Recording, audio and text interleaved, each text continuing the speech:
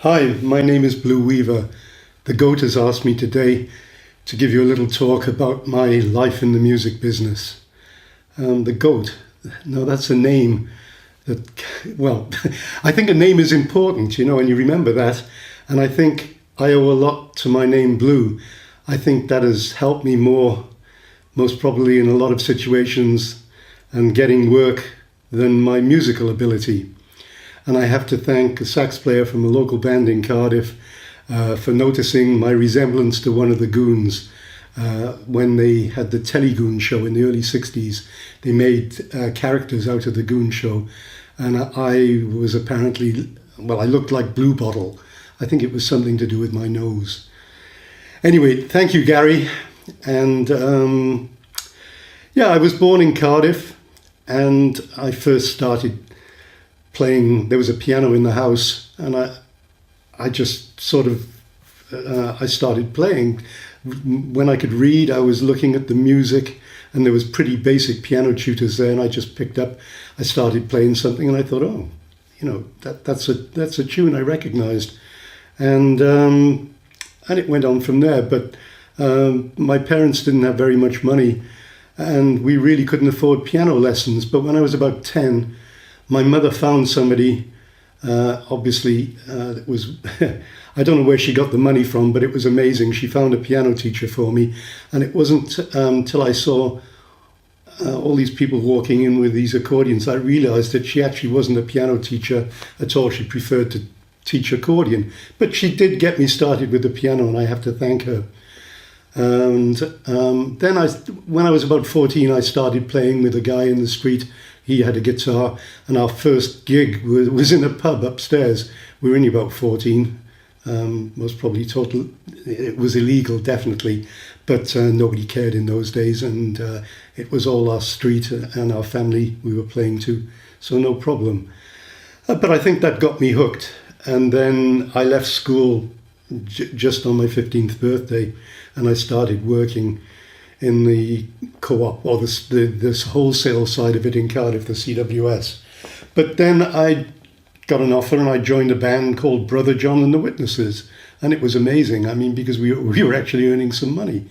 I was earning more, I think, in one night than I got for 6 days working in the co-op. And what also was good for me was in Cardiff, there were lots of guitarists and singers, but not many keyboard players. So I actually got to play not only with Brother John, but on other nights when I wasn't working, I would be playing with other bands as well.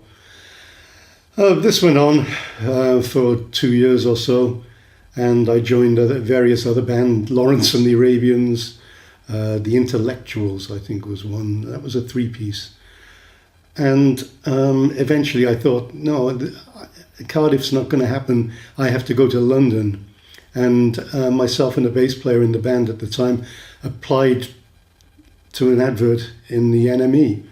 And we went up to Shepherd's Bush, and it was amazing because it was for a girl singer that was actually from Cardiff called Tawny Reid, and she'd got a deal with Decca, I think it was at the time. And we got the job, and they said, come back in 3 weeks. So we went back to Cardiff. And then my bass player friend gave me a call and said, look, I'm really sorry. My father's ill and I have to take over the business. You have to go to London on your own. So I was talking to Mickey G about this, who was the guitarist in Tom Jones and the Squires, or he just finished at that time. And he said, oh, I'm going up to London. Do you need a lift? And I said, yeah, okay. So the following week, the van arrived. And it was Tom Jones's old gig van with his ex-managers Myron and Byron in the front and myself and Mickey G in the back of the van. And I remember when we arrived, I didn't have anywhere to stay that night. So Myron and Byron actually were managing Tawny Reid. That's their involvement there. And they said, oh, well, you and Mickey can sleep in the room there. And it was actually a broom cupboard. But we managed to get through the night. And I spent some time then in London. I think in that whole period of about 6 to 9 months, I only did 3 or 4 gigs, but I learnt a lot. And the guitarist in the band was amazing. Steve Hammond, he was a Canadian guy. Unfortunately, Steve died far too young. But he ended up playing with Chris Barber and was doing very well. And then he went back to Canada, and the last time I saw him, he was living in Canada. Anyway, I used to sleep on the floor, and his flat was amazing. It was above Zoot Money in Gunterstone Road in West Kensington, just across from what was later called the Nashville Rooms. And that was great, because I'd lie with my ear to the floor listening to what was going on in the flat below to Zoot, and people used to visit Georgie Fame, I think, Alan Price, all these people. And I see them going off to gigs, and I thought, oh, that's amazing. That's really something I'd love to do. Well, the whole Tony Reid thing fell apart, and I went back to Cardiff. I didn't have any money, but a band phoned me up and said, if you join our band, we'll come and pick you up. So they came, picked me and my Farfisa organ up, and back to Cardiff I go, live with my parents again, and just playing with the group. And we were earning some money. But I wanted to get back to London. So I got together with 6 other guys. We called ourselves Amen Corner. We locked ourselves away for about 6 months and rehearsed and really got an act together. And eventually we got to London, and it was amazing. We had a hit record within months, and then Top of the Pops and these things followed. And it was great. We had an amazing time. And I remember we had a residency in the Speakeasy when it first opened. And one of the first nights we were playing there, it was about the set. We used to do, I think, 3 sets, and it was about the second set. And this guy who we recognized instantly came up because he was just beginning to make a name for himself. And this was Jimi Hendrix. Yeah, it was amazing. He came up and asked if he could play, and we said yeah. And he went, instantly. The guitarist, when Neil went to give him the guitar, and he said, "Oh no, man, I'll play bass." So he took the bass off Clive, put it on the wrong way round, upside down. He looked at me and said, "What were you going to play?" I said, "Well, we were going to do Otis Redding, Can't Turn You Loose." So he looked at Dennis the drummer and he went 1, 2, 3, 4, da da da da. He had the bass part off perfect. It was amazing. And he stayed on for a couple of numbers, I think, and we enjoyed it. Said thank you to him. And it was funny. Then the following week, we were playing again in the Speakeasy, and maybe it was the last set or something again, and the place was packed. And suddenly we saw the audience parting, and we saw the neck of the guitar coming through. And sure enough, it was Jimmy. "Hey, man, I want to play with you. I brought my guitar this week." And I thought, oh no, we're a teeny bopper soul band. Well, we started off as a soul band and went into a teeny bopper pop band, I think. But we still tried to keep our soul roots. But here was this amazing guitarist that wanted to play with us, and he sort of plugged in. And I said, again, what are we going to play? And he went, this. And he started off.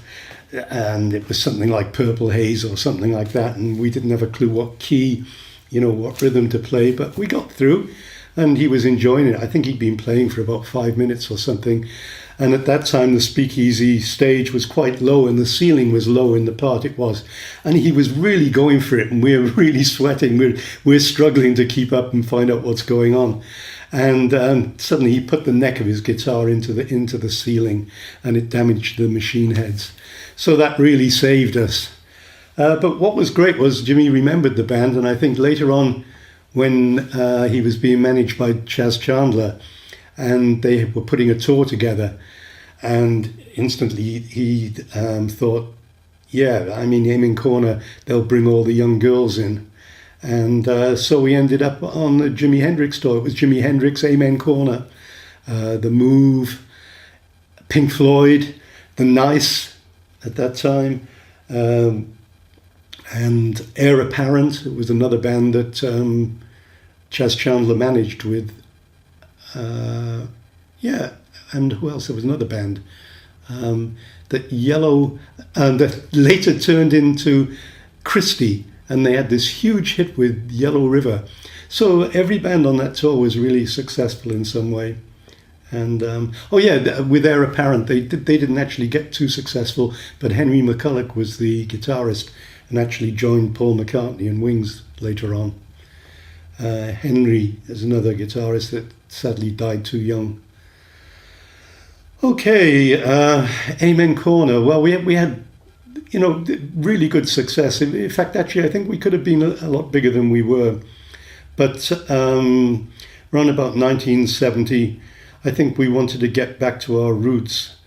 Or Andy was actually getting more and more popular, and I think he was really a guitarist rather than a singer, and wanted to get back to playing some guitar again. So the sax players left, and we got a band together called Fairweather, which was obviously a vehicle for Andy's future again. But we had some hits, Natural Sinner, and a couple of others, and it was okay. But I was getting more and more restless within the band. I wanted to do something else. I wanted to be in a band that wasn't just a vehicle for a singer. And I left. I had nothing. I had no money. I just bought a house. I think I had a mortgage. I had to do something. Laurie O'Leary, who was the manager of the Speakeasy and a good friend, kept phoning me and saying, "Hey, look, there's a band called the Strobes, and their keyboard player, who was Rick Wakeman, has just left and joined Yes." And I thought, oh God, I'll never be a replacement for Rick Wakeman. So I kept ignoring his demands for me to go and have an audition. And then he threatened me with one day, he said, "Look, there's a car going, or if you don't go for this audition, I'm sending a car over for you, and it's going to take you there." So I eventually phoned the band, the Strobes. It's funny, actually, because I didn't know much about the Strobes at the time, and I was confused because there was a band called the Fugs that used to do all sorts of disgusting things on stage. And I thought the Strobes were the Fugs, and I think that was one reason I didn't really approach them. But then I found a little bit more about them, listened to the songs, and I thought, oh, this is interesting. It was they started off basically as a folk band, or as a banjo and guitar with just Tony Hooper and Dave Cousins, and then Ron Chesterman on bass. And they turned more into a folk, they were a bluegrass band actually in the beginning, but they turned more into folk. And David Cousins was an amazing writer, lyricist, poet. Every song tells a story. It's incredible. And I eventually went for an audition with them, and I think we sat down, and they said, do you drink, And I said, well, a little bit, They said, okay, come on, we're going over the pub. We went up to the pub across the road, and we'd had a few pints. I think it was more than a few. It was too much for me, I think, at the time. I couldn't keep up with them. But then they said, "Do you like curry?" And I said, "Yeah, great. Okay, we go for a curry." So we went for a curry. And then we'd finished the curry and we were walking back, and they said, we haven't heard you play yet. So we went back to Dave's house, and there was a piano in the front room. And I can't remember for the life of me why I did it, but they asked me to play something. And I sat down and I played Dave Brubeck, I think it was. It's a Raggy Waltz. Anyway, they said, okay, we start rehearsals next week. And I thought, what? They said, yeah, okay, we start. I've got the job. Yeah, yeah. And that was it. And I think I got to rehearsals, and I had this fear that they were going to ask me to sort of, be like Rick. And when I saw the stilts, the cape and the blonde wig, that really settled it. I said, no way, I'm not having this. Anyway, actually, that was always the standing joke, that I would have to wear a wig, a cape, and go on stilts, because Rick was a lot taller than me, and I admit it would have been difficult for me to fit in his shoes. But I took the approach that, okay, there's no way I can compete with the style that he does in the playing like that. So I decided to sort of create soundscapes and just do what I could. And it worked out. We had a very successful album with the album Grave New World. And that was amazing. And And Straubs became a sort of, we used to do a lot of universities at that time. Then we got an American tour, and it was great, except for we were supporting bands like 10 Years After, which were really nice, and King Crimson, Billy Preston. We were totally, I don't know how we got away with it, but we were always the sort of opening act, and it was amazing in stadiums. That was the first time I saw a stadium, 30, 40,000 people at the end all stand there, light their Zippos and wave them in the air. Oh, I still get shivers, the hairs on the back of my neck stand up now when I think about it. It's amazing. And now we get iPhones. It's still nice to see that. At any rate, I was with Straubs. After the first American tour, we got back to London, and Hud and John were playing us a song. Hud was the drummer and John Ford was the bass player. They played us a song that they'd just written, and we heard it. And it was a pop song, and it was called Part of the Union. And the lyric was basically all about the unions and the problems at that time. And this was a period during the miners' strike. And it was amazing. We heard it and we said, okay, we've got to do it.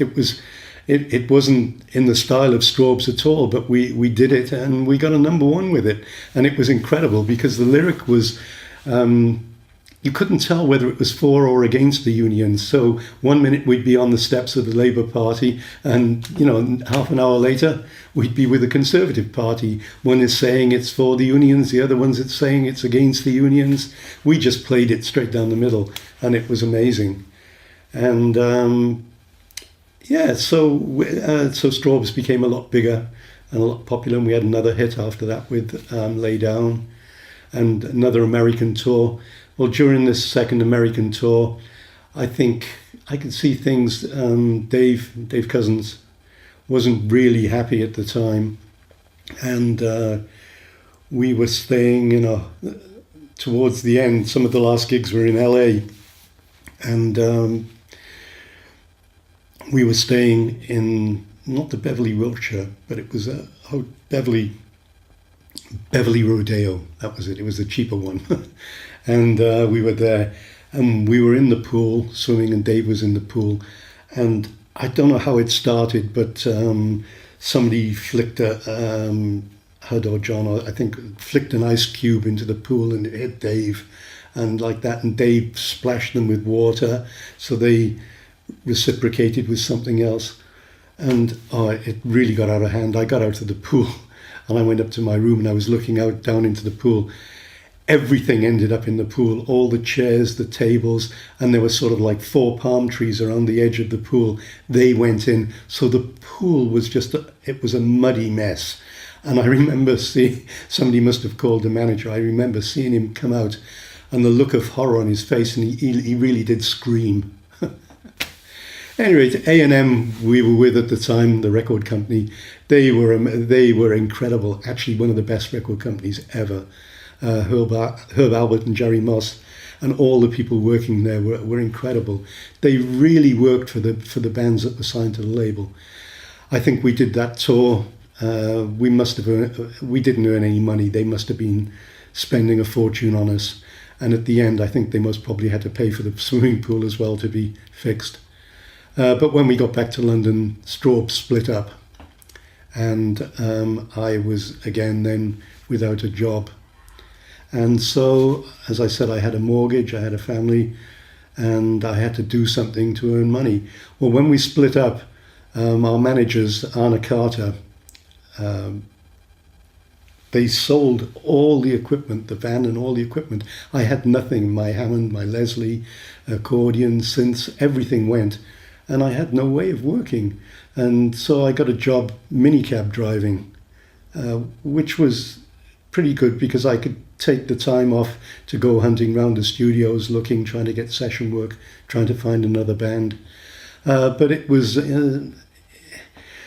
one time it was really embarrassing. I got a call to go. I was based in Pinner, and I had to go just outside Pinner, and I rang the doorbell and said taxi, and the voice said, "Yeah, I'll be down now."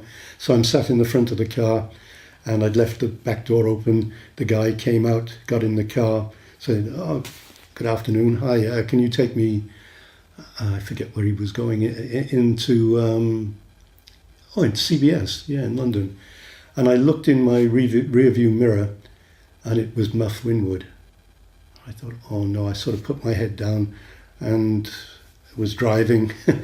And he was talking to me or anything, and he said, "Hey, wait a minute, I know you. Blue, what the hell are you doing?" And I explained what had happened. At any rate, he was very kind. I think he gave me a big tip. And I dropped him off.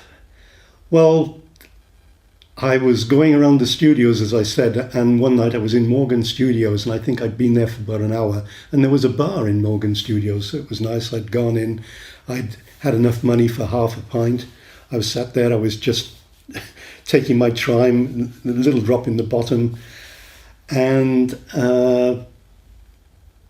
the door opens to the bar, and in walks Bob Ezrin, who I'd known from Straub's. He was a big Straub's fan, and he came to see us when we played in Canada.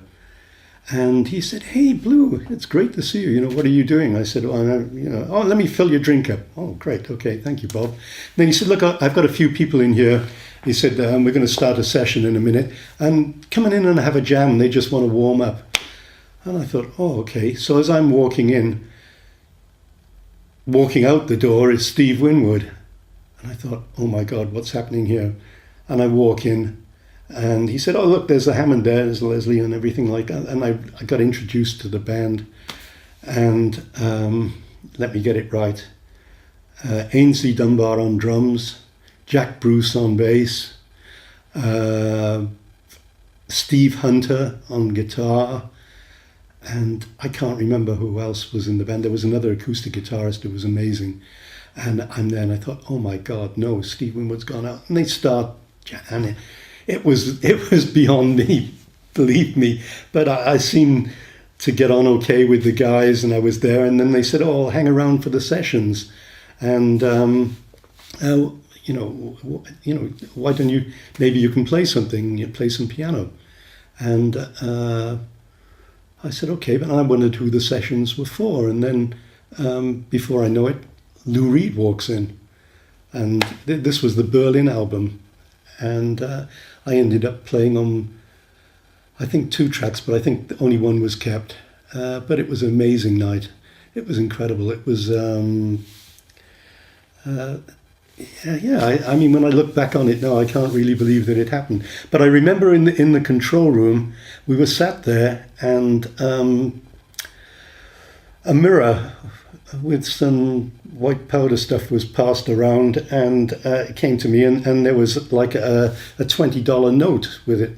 And I looked at the mirror. I'd never seen coke before.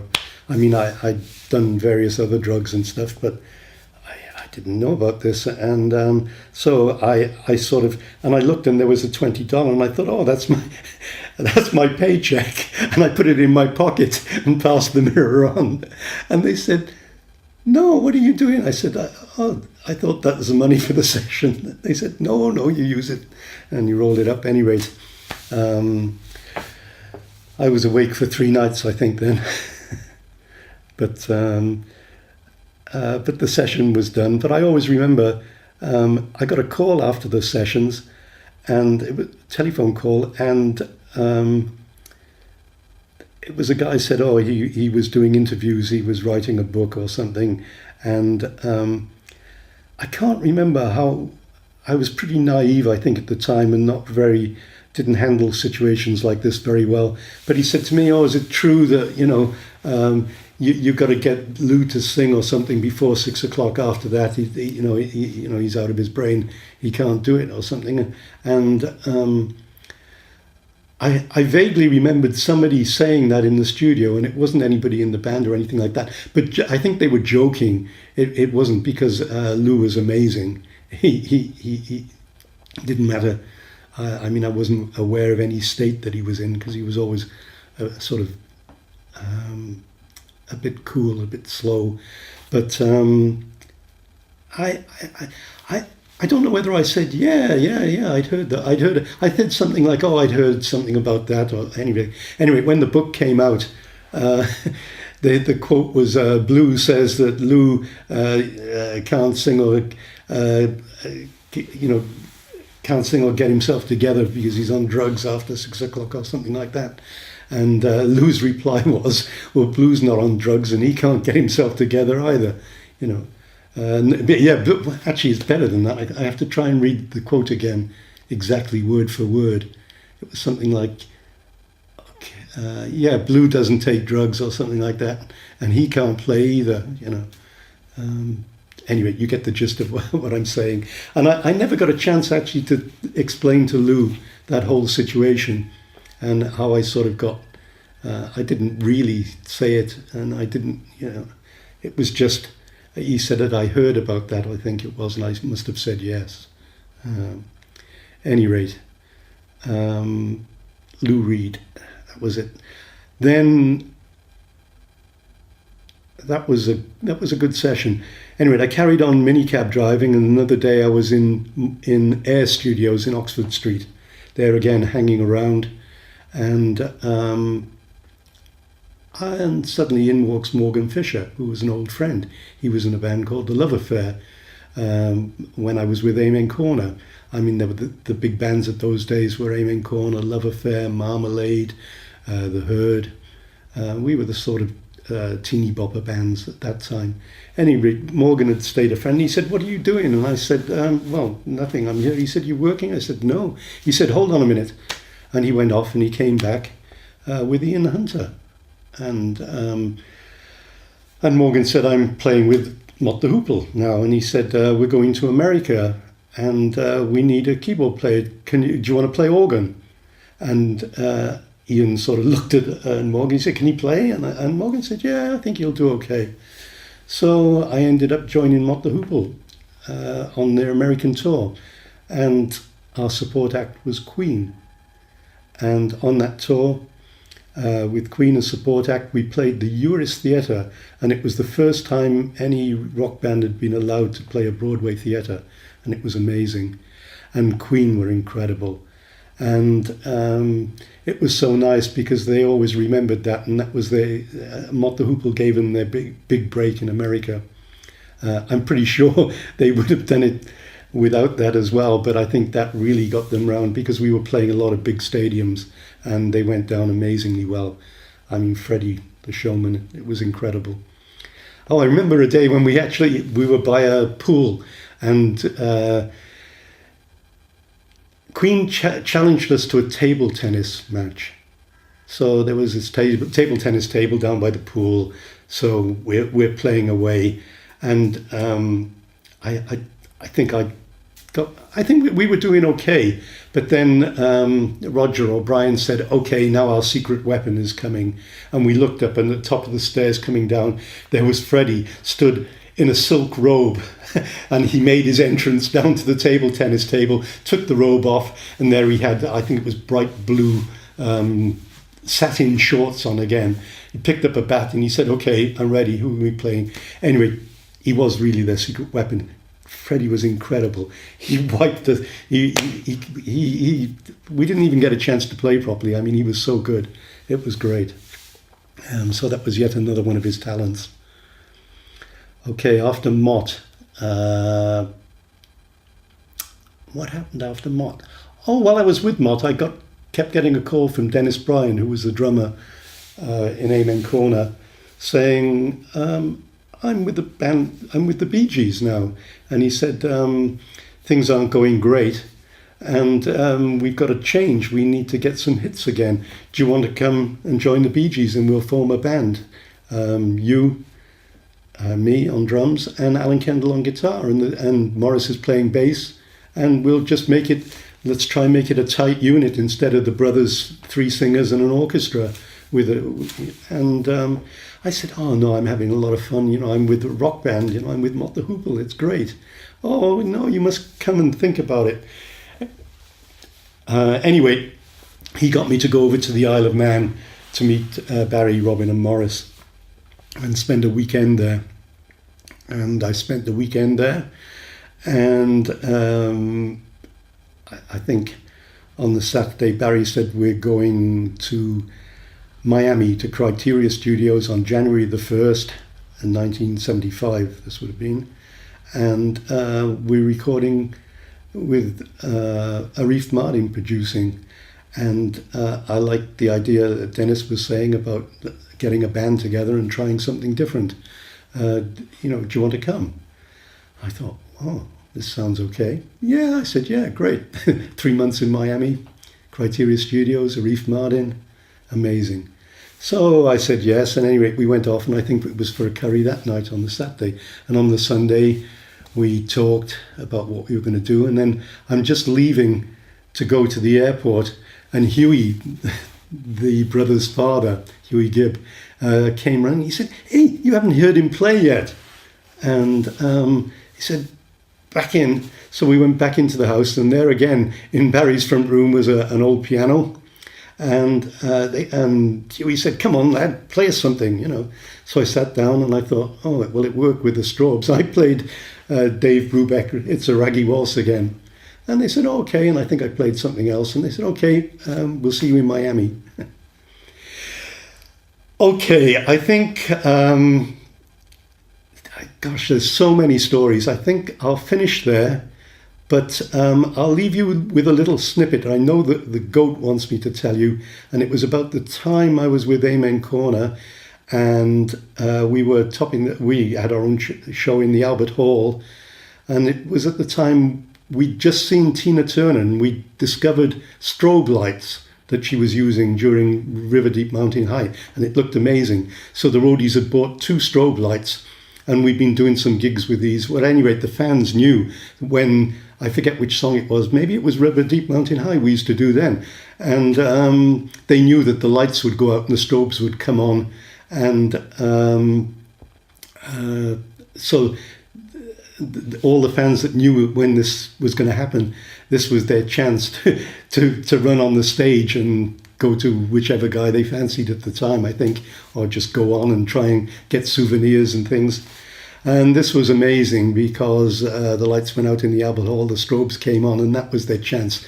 They stormed the stage, and the lights came back on again, and I felt something down below my organ, the Hammond organ. And there was a young girl down there. And anyway, I'll leave the rest of the story till next time. Okay, thanks for listening. And thank you, Goat, for letting me talk.